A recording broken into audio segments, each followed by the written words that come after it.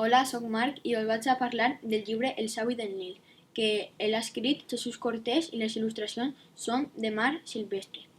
Rashidi era un escrivà que servia per al faraó Ramsès II i es volia retirar perquè ja era major. I el faraó va acceptar i es va anar a la vora del Nil, a un poble, que es guanyava la vida ensenyant als xiquets i xiquetes a escriure i a llegir. Els dos primers xiquets que van anar van ser Tariq i Elina. Tariq volia ser un faraó, però Rashidi el va dir que no podia perquè no tenia sang reial.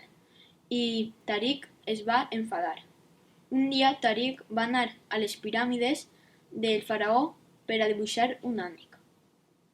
I el van pillar.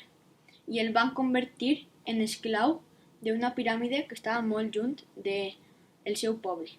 I Rashidi va tindre que anar en una barca a buscar a Tariq. I quan el van trobar, li van dir al faraó que volia dibuixar un lleó i que si el podien alliberar. I el faraó va acceptar per tots els anys de treball. I el faraó va acceptar.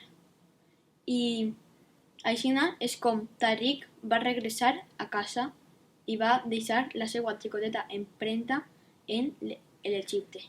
I si vos agraden els llibres d'Egipte, llegiu-se este, que està molt xulo.